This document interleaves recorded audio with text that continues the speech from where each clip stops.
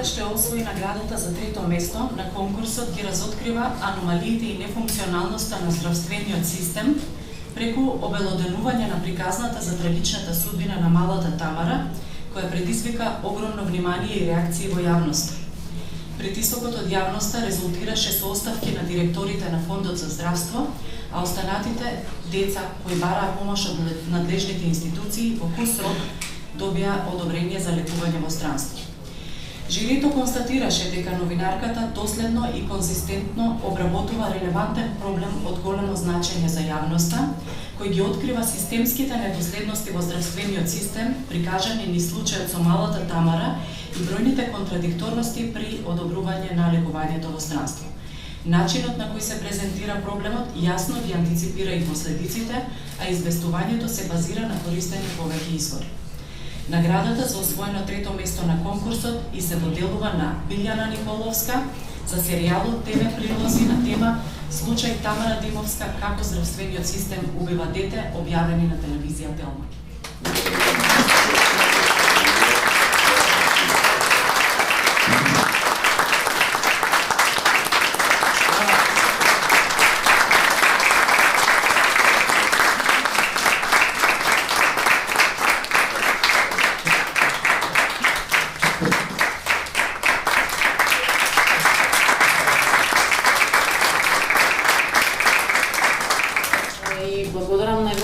За оваа награда. Таа многу ми значи, се гледа и по тоа дека сум возбудена. Може би оваа приказна не открива криминал, корупција, но открива како здравствениот систем убива дете преку приказната за Тамара. Од друга страна ми е мило што одново го отвараме овој проблем. Се надевам дека вистинскиот виновник за смртта на ова дете ќе се најде.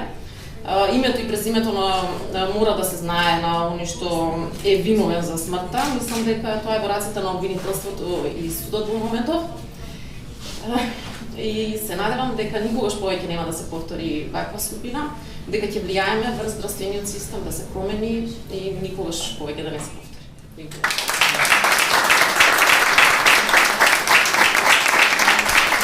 Второто место го добива сторија која открива организирана мрежа во која се вклучени високи државни функционери, државни образовни институции кои на незаконски начин реализираат набавка на опрема за научна лабораторија за потоа во повеќе комплексни релации несоодветно да ја распределат во еден владин ресор.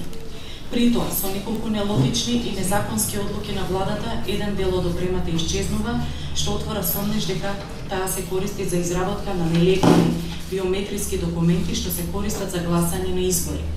Жирито смета дека авторот разработува актуелна тема од исклучителен јавен интерес, кој обелоденува низа противзаконски дејствија на највисоките државни институции и отвора сомнеш за сериозни нарушувања на демократските процеси во земјата. Сторијата изобилува со многу извори, подкрепена е со документи, а суштината на проблемот е представена од повеќе агли и перспективи. Наградата за освоено второ место на конкурсот му се доделува на Љубиша Арсик за серијата текстови на тема дали двата исчезнати АФИС системи се користат за производство на легални биометриски документи за гласачи на избори, објавени во неделникот Фокус.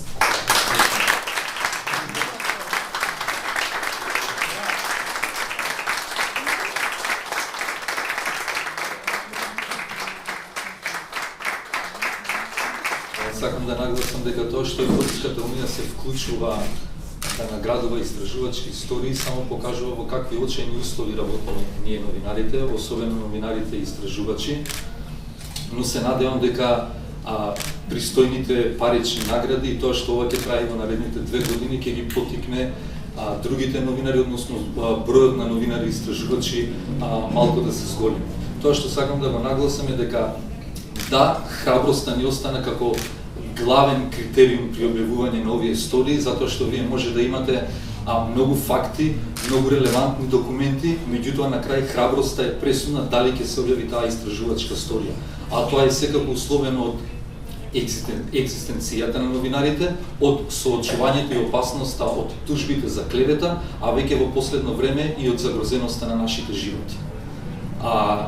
Ми значи многу наградата, вредна е, меѓутоа многу повеќе ќе ми значеше а доколку овој случај имаше своја завршница. Се надевам дека ќе дојде денот кога целата приказна ќе се сведе на свој крај. Прво наградената сторија обелоденува дека поранешниот директор на Управата за безбедност и контраразузнавање поседува милионски вреден имот во Прага, кој не бил пријавен во неговиот анкетен лист за имотната состојба. Според мислењето на жирито, авторката обработила исклучително значајна тема, поврзана со транспарентноста на имотот на функционерите и злоупотреба на моќта за нелегално богатење. Сторијата представува сеопфатен и темелен истражувачки запад, нудејќи обемни информации кои се ефективно и систематично представени и илустрирани.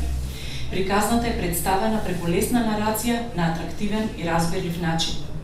Наградата за освоено прво место за истражувачки истории, објавени во 2014 година, жирито одлучи да ѝ се додели на Сашка Цветковска за сторијата Шпионот земјопоседник, објавена на веб страницата Нова ТВ.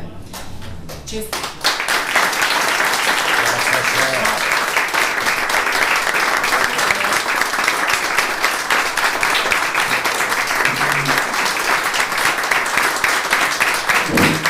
Благодарам на сите, но најпрво благодарам на мојата редакција и на моите уредници Бојан и Билјана, кои ми дозволија да бидам храбра за тоа што ќе пишувам во Нова и ќе објавувам приказни како ова за теми и за луѓе кои во едно не многу далечно минато не се пишува, не се обработува, затоа што помеѓу колегите владееше страв, помеѓу медиумите владееше страв. За жал не можам да кажам дека тој страв сега не одмина и посакувам во иднина системот да функционира подобро и нашата работа да има една поголема смисла со тоа што нашето општество ќе го напушти системот на неказливост на оние кои ќе погрешат беззаконите за кои ние пишуваме. Благодарам. За крај, Македонскиот институт за медиуми изразува благодарност до делегацијата на Европската унија во Скопје за одличната соработка и организацијата на денешниот настан. Исто така благодарност до членовите на жирито за нивната посветеност и темелен пристап при оценување на сториите. И уште еднаш, им честитаме на сите добитници и наедно ќе охрабруваме новинарите и истражувачи и натаму да работат на квалитетни истражувачки истории и да аплицираат на конкурсот што ќе се организира и во следните 2 години. Веќе подготвувајте се од оваа 2015-та.